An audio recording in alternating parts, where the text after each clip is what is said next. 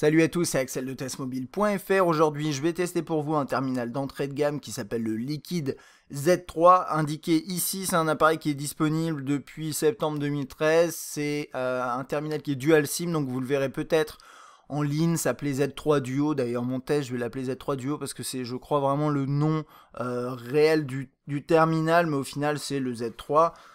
C'est un appareil dual SIM. On va commencer par un rapide déballage qui n'est pas très intéressant. On a un petit livret,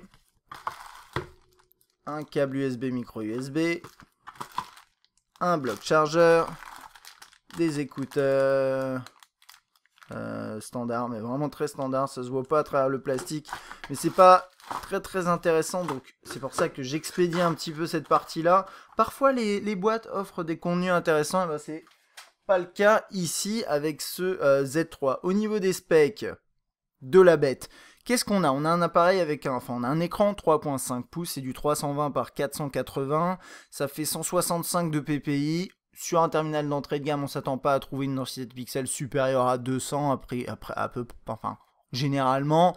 Là voilà, on n'est pas surpris de voir ça. C'est du TFT, l'écran est pas génial et est petit, mais vous le verrez. On a un appareil photo à l'arrière 3,15 mégapixels, c'est du dual-core 1 GHz avec 512 de RAM. On a 4 Go de mémoire interne, un petit peu moins pour l'utilisateur, et 32 Go potentiel en plus via micro SD. Donc ça, c'est pas inintéressant. Je vais ouvrir d'ailleurs l'arrière juste pour vous montrer tout de suite le système. Je le rallumerai, hein, mais... Là, on peut mettre deux cartes SIM, c'est de la micro SIM, et là, on a une micro SD. Donc là, j'ai mis une micro SD 64 Go d'ailleurs, je crois, pour le faire une mise à jour. Ça, c'est un truc à savoir, c'est que vous avez 4 Go de mise à jour interne, mais que pour faire une mise à jour, j'ai dit mise à jour de mémoire interne, excusez-moi, mais si vous voulez faire une mise à jour sur le terminal, vous allez avoir besoin d'une micro SD. Donc, bon... C'est un petit peu... mais ça, c'est une tendance forte chez Acer. Je sais pas si j'ai réussi à l'allumer. Oui, c'est bon. Je vois, là, je suis en train de tester le Z5 aussi. Il m'a demandé une micro SD pour pouvoir faire la mise à jour. Donc ça, c'est pour la partie spec. On a également un prix qui va de 75 € à 80 € nu. Donc c'est plutôt faible comme prix. Au niveau de la capacité de la batterie, j'admets que c'est le petit truc que j'ai un peu zappé quand j'ai fait ma liste des specs, mais du coup je vais la choper en direct. C'est une batterie de 1500 mAh. Voilà, comme ça c'est réglé au niveau des specs de l'appareil. C'est à peu près tout. On va pouvoir passer du coup au design. C'est un appareil assez simple, hein. Donc petite taille, côté ergonomie, on va clairement pas avoir de soucis. Le bouton est sur le dessus, mais quand votre doigt ira forcément, il peut forcément l'attraper, même si vous avez des petites mains, et ça c'est plutôt confortable. Là où on a la sortie audio, alors qui, comme vous le voyez, est assez adepte de la poussière. Ça se voit pas trop là à la caméra, mais il y a un petit peu de poussière qui rentre là-dedans, comme souvent, hein, sur les appareils comme ça où vous avez des petites fentes, des sortes de choses comme ça. Mais bon, ici c'est assez visible. La sortie audio ici, donc il n'y a pas de caméra frontale. Là, on a retour, accueil et multitâche. Si j'arrive à faire le focus à l'arrière, on a juste le micro principal et le slot micro USB. Volume, on-off, jack, rien à gauche. C'est du plastique assez banal, brillant ici. Et oh, il se passe des choses, c'est bien. Et ici à l'arrière, c'est une coque en soft touch qui est plutôt bien faite, bien insérée aussi. Ça c'est important. C'est qu'on est sur un terminal d'entrée de gamme, mais et qui a la coque qui est amovible. Mais j'ai pas spécialement le sentiment d'avoir un appareil qui est de bas de gamme, comme on dit, bas de gamme, entrée de gamme, c'est pas la même chose. Et donc voilà, et ça c'est plutôt agréable à prendre en main. Il a les côtés un peu arrondis ici. On a l'appareil photo, on n'a pas de flash. D'ailleurs, côté photo, vous le verrez, c'est pas exceptionnel. Et on a un haut-parleur ici, compatible DTS. Et c'est un haut-parleur qui est pas mal, je trouve, pour de l'entrée de gamme. Et on va du coup passer directement. Alors par contre, niveau trace de doigt, il est aussi également fan. C'est poussière et trace de doigt, en fait, le Z3. Alors, pour une fois, je vais le dire et je pense que je vais le penser. Et je vais réussir à maintenir ça. ça va être un test court. Pourquoi? Parce que c'est un appareil avec très peu de choses à présenter finalement dans l'interface. Je pense que vous êtes bien habitué à Android maintenant. Ça fait partie de ces tests où c'est pas moi qui ai testé l'appareil sur le test écrit, mais je l'ai testé pour ce test vidéo. Donc l'avis qui est dans le test vidéo et l'avis qui est dans le test écrit seront peut-être légèrement différents, mais comme d'habitude, comme souvent, on est d'accord sur la plupart des points. On va aller du coup voir la version d'Android. Hop, rapidement, vous l'avez vu, hein, vous avez le système de... Bon, il y avait des notifications sur les fentes, ils appellent ça les fentes, mais c'est bon, c'est les slots, les emplacements de SIM qui sont vides, puisque, s'il te plaît, sérieux, ok, puisqu'il n'y a pas de carte SIM, on est en 4.2.2, vous avez les notifications ici, la possibilité d'accéder au raccourci rapidement ici. Alors, avec Acer, il y a quelques petits trucs en plus quand même qui sont ajoutés, même si c'est du Android quasiment brut de chez Brut. On a Float Caller qui permet d'avoir, de faire plus. Quand quelqu'un vous appelle par exemple, quand quelqu'un vous appelle, vous n'êtes pas obligé de quitter ce que vous êtes en train de faire, par exemple. C'est ce genre de truc, vous avez une sorte de petite pop-up qui s'affiche. Et on a également un autre petit truc normalement, peut-être ce sera plus dans les paramètres. Bon, vous avez la gestion du DTS ici, et non, je confonds peut-être vu que je suis en train de tester le Z5. Là, on peut enregistrer son terminal Acer, et ah oui, après le gros truc, on va dire au niveau des fonctionnalités qui est en plus, c'est ce qu'ils appellent le mode rapide. Donc on va mettre un mot de passe. Et c'est là où vraiment ça prend tout son sens d'après moi pour un terminal comme ça. C'est que vous avez ce qu'ils appellent un mode de base, un mode senior, un mode clavier, mode classique et le mode par défaut. Alors le mode par défaut, c'est le mode Android, hein. Enfin Android. Là on est sous Android aussi, mais c'est le mode qui permet de retourner sur Android. Ça c'est changer le code PIN. Si je fais ça, je vais retourner sur ça. Ensuite, alors vous avez un mode qui s'appelle senior. Je trouve ça un peu bizarre de distinguer un mode pour les jeunes, un mode pour les entre guillemets vieux. Mais pourquoi pas, remarquez, hein, ça a sûrement été bien pensé, je ne sais pas. Donc là on a un accès rapide aux messages, radio FM, la météo. Donc vous voyez, hein, c'est pas une interface cohérente, c'est-à-dire que vous appuyez sur des raccourcis et ça envoie direct sur l'application. Par contre, si j'appuie sur accueil, ce genre de choses, je reste là-dessus. Ça devient l'accueil de mon terminal. Ça peut être pratique. On a une loupe. Pourquoi pas? Ça honnêtement, ça peut être bien. Si vous avez des problèmes ou si vous connaissez quelqu'un qui voulait acheter l'appareil qui a des problèmes pour bien voir. Ça, c'est les contacts, on peut les configurer. Ça, je sais plus ce que c'est. C'est les messages reçus, je crois. Non? Les appels? Ok. On a la galerie en accès rapide, ça, je viens juste de le découvrir, j'admets. Et les paramètres, ouais, pour accéder aux paramètres, il faut remettre le mot de passe.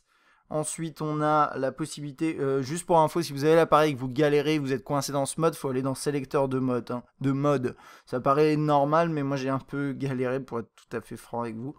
Ça, c'est le mode de base, avec juste des contacts. Ça peut être bien pour si vous avez un enfant, ouais. Ça peut être, si vous confiez cet appareil à un enfant, vous mettez dans ce mode-là, il peut juste vous appeler vous, et rien d'autre. Faire rien d'autre en fait. Pourquoi pas, hein, remarquez, moi j'ai pas encore d'enfant, et je sais pas, en fonction de vous, peut-être que vous en avez, mais en tout cas ça peut être effectivement utile ce genre de truc. Plutôt que moi je vois sous Windows Phone, on a des modes kids pour les enfants, mais au final vous n'allez pas donner a priori à un smartphone, ça dépend lesquels, il y a de l'entrée de gamme aussi, mais plutôt plus cher à un enfant. Bah là vous avez quelque chose qui est à moins de 100 € petit, à peu près, qui a l'air solide hein, honnêtement, et qui a un mode comme ça restreint.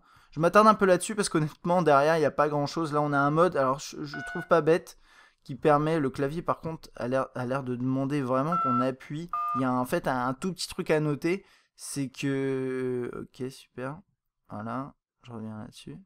C'est que comme il y a des swipes sur les côtés, il a pas l'air parfois de bien comprendre que je veux défiler, enfin que je veux appuyer droit, enfin bref niveau tactile c'est pas excellent. Mais bon là vous avez un mode avec accès multimédia, messagerie, clavier rapide, ce genre de truc. Et dernier truc c'est retour ici, on a le mode classique, je sais plus ce que c'est. Ça voilà, ça ressemble à ça. C'est un petit peu plus complet que... oups, tu peux y arriver.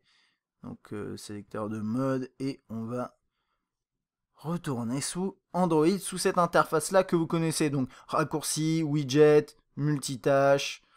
Là-dessus, il n'y a pas grand-chose à dire, hein, honnêtement. Le système là d'appel, le journal des appels, les contacts. Côté écran, donc c'est pas un magnifique écran. Il est petit, il n'y a pas beaucoup de place. Et Android, honnêtement, est pas tellement optimisé pour ces écrans petits. Oui, 3.5 pouces, c'est pas minuscule non plus. J'ai vu des trucs plus petits. Mais il y a parfois des applications qui sont pas optimisées pour ça. Et ce type de résolution faible. Et du coup, vous allez avoir vraiment une interface avec des éléments partout. Et ça va être parfois difficile de le manipuler. Donc, à prendre en compte, hein. C'est pour ça aussi qu'il y a des modes simples comme ça qui permettent complètement d'exploiter la taille de l'écran, enfin d'utiliser cette taille d'écran sans que ça pose de problème. Voilà, les contacts c'est du classique, là les messages également classiques, avec l'intégration des smileys, bon ok. Pour la saisie de texte c'est pas mal, c'est juste qu'il manque un peu de réactivité. En mode portrait ça va, en mode paysage c'est bien aussi, sauf qu'après vous manquez cruellement de place quand même pour taper du texte, mais comme vous avez cette zone là qui se crée, pourquoi pas. Vous pouvez bien sûr changer le clavier si vous n'aimez pas celui-là, comme d'habitude. Sous Android, on va passer du coup dans le menu principal, qui est celui de base dans Android, avec application widget et un accès au Play Store. To-do list, actualité météo, l'agenda qui s'affiche de cette façon-là. Toc. Je vais volontairement vite parce que tout ça, on les connaît. L'appareil photo a pas vraiment été personnalisé. Moi maintenant, à force d'utiliser un Nexus 5, j'ai l'impression que l'Android de base, au niveau de l'appareil photo, ça ressemble pas à ça. Mais ça, c'est les anciennes interfaces un petit peu. Et ça ressemblait à ça finalement. Il y a peut-être eu quelques ajustements, mais c'est parfois difficile de les détecter. Parce que les constructeurs choisissent vraiment quelles options ils mettent, mais l'interface reste la même. Donc là, bon, on a des effets de couleur, mode de scène, nuit, portrait, paysage, on a possibilité donc là, pour la photo, activer le zéro shutter delay si vous voulez, qui permet de prendre des photos très rapidement, mais potentiellement avec parfois une mise au point un peu moins réussie ou une qualité un peu moindre. Et là, vous pouvez changer la qualité vidéo, mettre élevé, haute qualité, ce genre de truc, quoi. Donc pour filmer ou prendre des photos, ce qui est assez bien, c'est que finalement tout est dans la même interface. Donc vous faites vos trucs ici comme ça. Voilà. Et après un défilement sur le côté, normalement, peut-être pas dans cette version d'Android. Ok. Permet ensuite de visionner le truc. Bon, vous verrez sur les échantillons, hein, c'est déjà d'ailleurs sur Test Mobile, hein, je fais la vidéo un petit peu tard par rapport à la publication. Et comme vous pouvez le voir, vous filmez, là c'est en 864 par 480, 860 par 480. Ok. Côté interface, vous avez vu, hein, c'est très simple. Vous avez les options rapides ici pour le panorama, la photo classique, et ça c'est la détection de sourire. Et ici, on a déjà fait le tour, donc c'est à peu près tout là. La qualité, bah, vous le verrez dans le test écrit, mais concrètement, ça va être un appareil pour prendre des photos souvenirs. Faut pas s'attendre à une super activité malgré le zéro shutter delay, même si c'est pas si mal que ça, hein, quand même. Mais c'est plutôt lancer l'application qui prend du temps, ce genre de choses. Mais c'est, voilà, pour un premier... ça, je veux pas spoiler la conclusion, mais pour un premier, par exemple, smartphone, ça peut être bien, dans la mesure où vous n'avez pas forcément besoin que votre smartphone fasse de magnifiques photos. Chrome qui est ici, mais vous avez également, normalement, ce navigateur-là. Moi, je vais m'attarder surtout sur Chrome, là, pour cette vidéo. On va aller sur test mobile. Ok, voilà.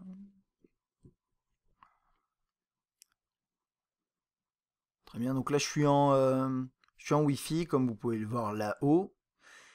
Juste pour info, hein, c'est ok du dual SIM, mais c'est un appareil qui est juste 3G+, qui fait pas 4G. Ça me paraît évident, mais je préfère le mentionner parce qu'on commence à avoir vraiment de plus en plus d'appareils 4G à petit entre guillemets prix, et donc je pense que c'est important de le mentionner.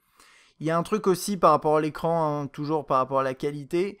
Là, de face, bon, vous voyez par exemple les petits textes. Là, j'imagine que vous n'arrivez pas à les lire. Si je commence à zoomer, ça va être un peu mieux. Ça va être même tout à fait lisible, bien sûr. Mais moi, de côté, puisque en fait la caméra est de face et moi je suis légèrement incliné, j'arrive quasiment pas à lire les textes. Et en fait, c'est parce que les angles de vue sont assez mauvais. Sur les côtés, ça va, mais quand vous êtes sur le bas, je vais vous montrer ça. Voilà, tout de suite, on passe en mode inversé et ça devient complètement illisible. Ce qui est pas forcément... Enfin, ce qui pour moi est plus gênant que la possibilité de voir sur les côtés. En fait, sur les côtés, c'est quoi? C'est quand il y a quelqu'un, par exemple, qui est à côté de vous dans le métro, imaginons. il veut regarder votre écran, bah, il va... Voilà, là, si les angles de vue sont mauvais, c'est dommage, mais c'est pas dramatique aussi, parce que ça permet, entre guillemets, d'avoir une zone de enfin, comment on dit, de confidentialité, je sais pas. Bref. Par contre, sur le bas comme ça, bah, ça vous concerne que vous, et a priori, et donc, ou les personnes qui sont en face de vous éventuellement, ou derrière vous, mais bon, c'est surtout vous. Quand vous tenez l'appareil, il faut le tenir quand même bien droit pour pouvoir bien voir sur l'écran. D'ailleurs, vous voyez, quand je le mets comme ça, vous voyez un petit peu mieux, hein. Tout est mieux défini, c'est parce que la caméra est un peu de côté. Et généralement, j'ai pas ce problème, mais ça prouve vraiment que les angles de vue sont vraiment pas très très bons sur cet appareil. Et d'ailleurs, je parle de ça et j'allais zapper le web. Alors, là, on est sur la version mobile de Test Mobile qui a été, d'ailleurs j'en profite pour le dire, mais optimisée un petit peu récemment. On va continuer à bosser dessus, mais elle est quand même encore un petit peu lourde et je trouve que ça tourne pas si mal que ça. On va aller sur The Verge, sur la version complète, pour voir un petit peu ce que ça donne. Ok, donc ça c'est la version mobile, c'est pas mal.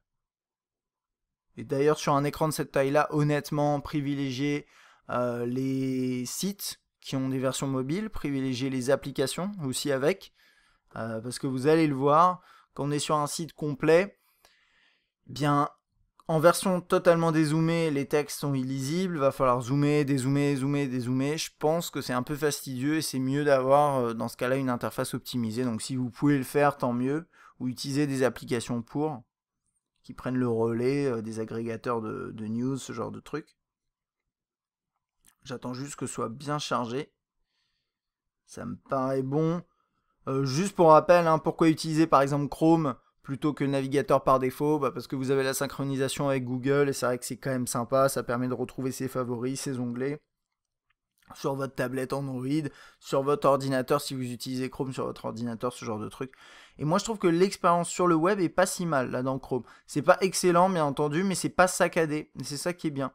Et j'ai l'impression que l'optimisation est quand même assez bonne. Je vais pas aller voir dans l'autre parce que c'est pas forcément très intéressant de tester tous les navigateurs du terminal. Mais sachez que vous en avez deux si vous avez envie de tester l'un et l'autre. Après, vous avez l'intégration de tous les services classiques de Google, et là, je ne vais pas m'attarder du tout. On a Drive, on a le client email par défaut que vous connaissez a priori. Vous avez la galerie, ça c'est la galerie. Oups, si j'arrive à la lancer. Niveau tactile, parfois, c'est pas très très réactif. Voilà, c'est la galerie classique qui marche correctement, hein. Il n'y a pas réellement de problème là-dessus. Et, oups, je vais y arriver, c'est pas là. Et la lecture DivX, il n'y a pas de souci. Si vous avez des soucis quand même avec certains codecs un petit peu, j'allais dire un petit peu tropicaux, un petit peu exotiques, vous pouvez installer par exemple VLC, BS Player, Rock Player. Il y a pas mal d'applications gratuites et payantes sur le Play Store qui permettent de faire ça. On a une application pour la gestion FM, enfin pour écouter des radios, il faut mettre des écouteurs. On a tout ce qui est horloge numérique. Bon là on a quand même la météo, ça c'est une application spécifique à Acer, si je me trompe pas, c'est la première fois que je la vois et on a je la refais, on a même la petite musique de fond, le petit son, le petit bruitage, c'est plutôt sympa. Le lecteur Google Vidéo qui permet de lire les fichiers, vous n'êtes pas obligé de l'utiliser, mais sinon ça va être photo, voilà. Mais ça fait à peu près les mêmes choses, les mêmes fonctionnalités sont là.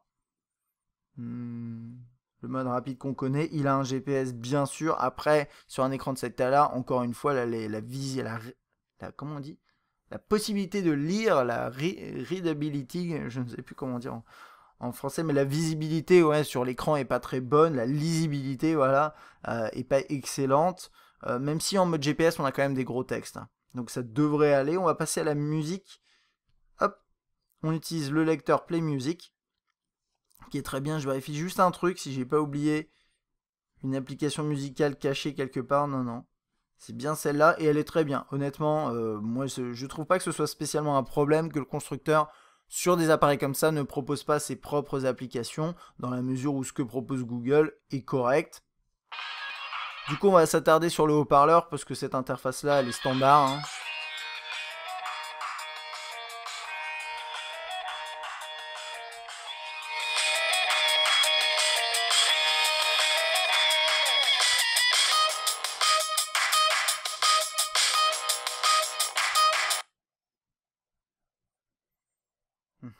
J'ai essayé de lancer un morceau mais qui veut pas se lancer. C'est pas grave, on va en trouver un autre. L'interface, comme je disais, c'est l'interface vraiment classique, c'est pour ça que je vous la montre pas, mais là je suis de côté. En plus, je suis en paysage, juste pour illustrer un truc, mais là je suis en paysage et clairement les listes, vous voyez, cette application, clairement, n'est pas optimisée pour ce genre de résolution et ce genre de taille d'écran. Quand je la mets de côté comme ça va, mais tout cet espace-là, qui est utilisé pour juste donner des informations, il pourrait être un petit peu mieux optimisé pour pouvoir afficher cette liste qui finalement est tout ce qui m'intéresse.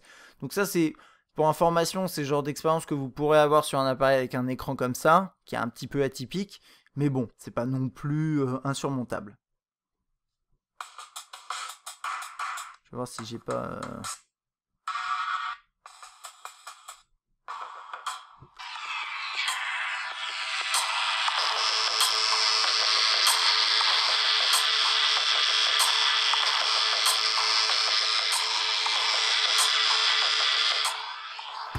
Oups. J'en profitais pour faire un test de résistance. D'ailleurs, par rapport à ça, je ne l'ai pas testé sur ce point-là. Mais c'est le genre d'appareil qui respire quand même pas forcément la qualité de finition, même si j'ai rien à reprocher à cet appareil là-dessus, mais qui semble réellement résistant. C'est-à-dire que c'est le genre de petit appareil compact, en plastique, avec un écran qui a l'air quand même assez protégé, avec des bordures assez grosses. Voilà, c'est le genre de terminal, normalement, qui devrait être un peu plus résistant, notamment sur les bris de l'écran, dans la mesure où il est petit et très concentré. Je pense que voilà, ça apporte un peu de résistance, hein, bon, sans que ce soit incroyable. Côté haut-parleur, moi je trouve que c'est plutôt pas mal. La qualité est très correcte. Le volume est assez élevé d'après moi. C'est pas une référence en matière de volume, mais encore une fois, qui dit entrée de gamme dit composant entrée de gamme. Alors, c'est entrée de gamme, mais à mon avis, ils ont choisi quand même volontairement de mettre un composant de haut-parleur qui soit pas mauvais ou médiocre, et ça c'est une bonne chose sur un appareil comme ça, je pense. Donc ça c'est un bon point qui va en faveur du coup de ce petit Z3. On a quoi? Sauvegarder, restaurer. J'ai lancé quelques benches, on va aller voir ça juste après. On va parler autonomie. Je vous disais, hein, ce serait un test rapide. Et j'ai envie de dire pour une fois. Alors, côté autonomie, bon, je viens juste d'installer cette application-là, mais j'ai testé l'autonomie, et concrètement, vous aurez une autonomie qui est plutôt bonne, je trouve. Alors, c'est sûrement dû au processeur qui est pas très gourmand, c'est sûrement dû à la résolution qui est pas très élevée, et à la batterie qui c'est quand même 1500 mAh pour un petit écran avec très peu de pixels finalement à gérer, et très peu finalement de fonctionnalités qui ont l'air de manger derrière de l'autonomie. Et donc au final, moi ce que j'ai constaté en utilisation, on va dire classique d'un smartphone, mais pas d'un smartphone haut de gamme, attention, hein, j'ai pas beaucoup joué sur cet appareil, et ben, j'arrivais à avoir un jour et demi en autonomie, voire potentiellement 2 jours si vraiment je l'utilisais de manière plus modérée, mais je l'utilisais néanmoins. Donc ça, c'est plutôt bien. C'est une batterie de 1500 mAh qui a l'air de délivrer quand même une longue autonomie. Là, qu'est-ce qu'il me dit? 93, consommation actuelle, 12 heures. Veille 116 heures. Bon, ok, là, il n'a pas été calibré. Enfin, l'application n'a pas été calibrée, donc je suis pas sûr que ce soit représentatif. Mais bonne autonomie concrètement sur ce terminal. Et pour terminer, côté performance, alors sur un appareil d'entrée de gamme, vous allez me dire ça sert à rien de tester les performances brutes, et je suis entièrement d'accord, dans le sens où c'est pas un appareil qui est fait pour être performant en perf brute. Donc là vous voyez, voilà, N22 nous dit que c'est un terminal qui se situe en dessous du S2, donc soit, c'est un appareil qui est pas puissant, clairement. Dual core 1 GHz, c'est pas puissant en 2014-2013, 512 de RAM, c'est pas beaucoup, bien entendu. Maintenant, ce que j'ai vu dans l'interface, c'est que c'est pas très réactif, mais c'est pas non plus choquant. Comme vous pouvez le voir là, ça réagit assez bien. Et il y a autre chose, vous l'avez vu sur le web, dans Chrome en tout cas, c'est que ça tourne assez bien finalement. Donc on a une expérience utilisateur qui est pas mauvaise réellement. Après oui, si vous voulez installer des jeux, etc., vous allez être déçu, vous n'allez pas pouvoir le faire. Mais quand vous achetez un appareil à moins de 100 € sous Android, il ne faut pas s'attendre spécialement à pouvoir faire ce genre de choses. Donc niveau perf, oui c'est bas, mais c'est suffisant pour de l'entrée de gamme, je pense. Donc voilà, ça va être tout pour cet appareil. Et finalement, ce qui est important, je pense, sur un terminal comme ça, c'est bah, c'est finalement la conclusion. Alors qu'est-ce que j'en ai pensé et pour qui il est destiné? Commençons d'abord peut-être par les points positifs, points négatifs. Moi, ce que j'ai bien aimé sur cet appareil, c'est un design ergonomique, facile à utiliser, à manipuler. J'aime beaucoup ça, et c'est vrai qu'on a l'habitude d'utiliser des appareils beaucoup plus grands. Juste pour référence, je vais mettre le Z5 à côté, Z5 que je suis en train de tester et qui a un écran beaucoup plus grand. D'ailleurs, je ne l'ai pas en tête, je crois que c'est du 5 pouces, mais je suis... Ouais, c'est du 5 pouces. Voilà, ça donne... Ouh, j'arrive pas à le faire entrer dans... Voilà. Ça donne ça, vous voyez, à la différence de taille. Donc c'est un tout petit smartphone, le Z3 Duo. Ce qui est positif, c'est un design facile à utiliser, léger, il n'y a pas de souci, qui a l'air résistant et qui est finalement assez bien fini pour de l'entrée de gamme. On a le Dual SIM, ça c'est sympa. On a des fonctionnalités pas rapides mais faciles. C'est rapide et facile, c'est tout ce que je vous ai montré dans cette interface spécifique qui peut être utile et qui à mon avis est bien par rapport à la cible de cet appareil à mon avis. On a un slot micro SD, ce qui est quand même bien, et c'est des composants qui manquent typiquement sur certains terminaux de haut de gamme. Donc moi je trouve ça très bien de l'avoir ici. On a une autonomie qui est plutôt bonne, donc ça c'est pratique également. J'imagine, j'ai pas testé, mais que si vous l'utilisez par exemple que en mode rapide, vous aurez encore une meilleure autonomie que ce que je vous ai annoncé. Donc ça c'est quand même sympa. Dans les points négatifs, bon, l'écran qui est un peu petit et du coup qui parfois rend certaines interfaces un peu compliquées, complexes à utiliser, la résolution qui est pas très élevée, les angles de vue, enfin voilà, faut pas être exigeant niveau écran sur ce Z3, vous l'avez compris, qualité photo vidéo qui est pas terrible, clairement, c'est pour faire des souvenirs et ça s'arrête là, et les performances générales, enfin les performances brutes qui sont pas excellentes, ça je le mets dans les points négatifs juste pour vous le rappeler, mais en soi c'est pas un point négatif par rapport à la gamme, par rapport au prix du produit, par rapport au spec qu'on voit. Alors concrètement, pour qui est destiné ce smartphone? Pour moi, donc il y a un premier axe, c'est mon premier smartphone. C'est mon premier smartphone, que vous soyez jeune, plus âgé, que vous soyez senior, peu importe, c'est votre premier smartphone. Pourquoi pas? Parce que vous avez une bonne autonomie, vous avez un appareil qui est facile à utiliser, vous avez même une interface dédiée pour vous faciliter la tâche là-dessus avec plein de petits blocs, etc. C'est plutôt bien fait, je trouve. Et puis après, en plus, vous pouvez la désactiver, cette interface facile, pour ensuite basculer peut-être sur Android, pour ensuite faciliter votre passage sur un terminal sous Android un peu plus haut de gamme, on va dire, ou moyenne gamme, imaginons. Donc ça, c'est plutôt sympa. Deuxième possibilité, c'est un smartphone d'appoint. C'est un petit smartphone à moins de 100 € que vous avez dans le fond d'un tiroir quelque part si vous arrive un pépin, ou bien que vous avez dans, je sais pas, que vous avez dans votre voiture en permanence, j'en sais rien. Ça dépend de vous, mais ça peut être un smartphone d'appoint. Pour revenir donc, ça c'est ces deux usages à mon avis possibles, les deux cibles possibles pour cet appareil. Pour le premier point, oui ça peut être intéressant. Après, le problème c'est que les performances parfois sont pas énormes. Dans certaines interfaces c'est bien mais pas top, donc ça peut être frustrant pour un premier terminal, mais ça reste utile, enfin vous pouvez quand même l'utiliser. Autre chose, si vous voulez éventuellement avoir un appareil premier smartphone pas trop cher, regardez peut-être, pourquoi pas, la gamme HA de Nokia, donc ASHA, qui sont des smartphones qui sont pas sous Android, donc qui bénéficient en fait d'un OS qui est pensé de base pour des terminaux pas bien équipés. Et ça se ressent quand même à l'utilisation, je pense, je trouve même. Donc regardez ça, éventuellement jetez un coup d'œil si vous voulez vraiment un premier smartphone à moins de 100 € sous Android au marché de l'occasion. Il y a encore des smartphones qui sont pas si mauvais et qui datent un peu plus. Je regardais juste pour référence le prix du S2 d'occasion. Je trouve que les gens ils se font encore bien trop plaisir. J'en ai vu à 200 €, même 150 €. Je trouve ça complètement exagéré. Mais si vous cherchez bien, vous devriez pouvoir en trouver à moins de 100 €. Ce qui devrait être honnêtement le prix du S2 étant donné son âge, entre guillemets, et surtout le temps d'utilisation normalement de la personne. Donc ça c'est la première chose, regardez peut-être l'occasion, regardez les achats si vous voulez un smartphone. Peut-être j'allais dire regardez les Wave et honnêtement ce serait un mauvais conseil. Donc voilà, je le laisse dans un coin, vous en faites ce que vous voulez. Ensuite, côté téléphone d'appoint, la question c'est pourquoi faire? Est-ce que vous avez besoin de ce téléphone d'appoint parce qu'il est dual SIM? est-ce que c'est juste ça qui vous intéresse? Si c'est juste le Dual SIM qui vous intéresse, alors pourquoi pas prendre, là je me suis noté un Nokia 206 Dual SIM à 58 €.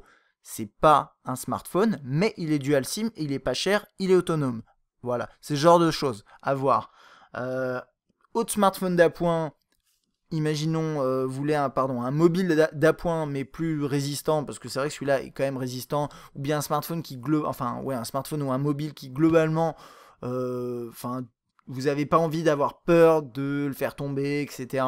Alors lui, il n'est pas résistant à l'eau, à la poussière, tout ça, mais voilà, si vous le faites tomber, vous n'avez pas trop peur. Pourquoi pas pousser les choses à fond? Et pour 88 €, donc le même prix, vous avez par exemple un téléphone B25 de Caterpillar. Alors c'est pas Caterpillar qui produit à proprement parler, c'est une marque qui est utilisée. Mais là par contre, vous avez un smartphone réellement costaud. Mais un smartphone, je reprends, un mobile réellement costaud, c'est un mobile. Bien sûr, vous pourrez aller sur le web, faire des petits trucs, mais ce ne sera pas aussi complet qu'un smartphone comme ça. Tout ce que je veux dire là, c'est si vous cherchez un appareil d'appoint et que vous envisagez celui-là, réfléchissez d'abord, est-ce que vous avez vraiment besoin d'Android pour ce téléphone d'appoint?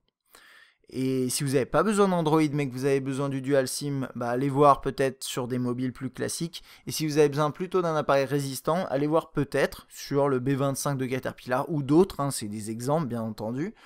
Ça peut être aussi intéressant. Il ne s'agit pas d'acheter du Android en appoint si vous n'en avez pas besoin. Si vous avez un smartphone déjà sous Android à côté principal et qu'à côté de ça, vous voulez vraiment avoir juste un petit téléphone qui est dans un tiroir, comme je disais, avec une bonne autonomie pour vous sauver la mise en cas de pépin ou vous aider si vous êtes en vacances, enfin je sais pas, peu importe, vous sortez le soir, vous voulez un smartphone, un téléphone qui est plus résistant, ou enfin bref, vous voyez un peu le topo, vous pouvez acheter ce smartphone là, mais vous pouvez aussi regarder sur les appareils moins chers, mobiles réellement, feature phone comme on les appelle. Voilà, c'est à peu près tout pour ce Z3, j'espère avoir couvert la plupart des points, et notamment tout ce qui est cible, besoin, etc. Bien sûr, ça dépend de vous.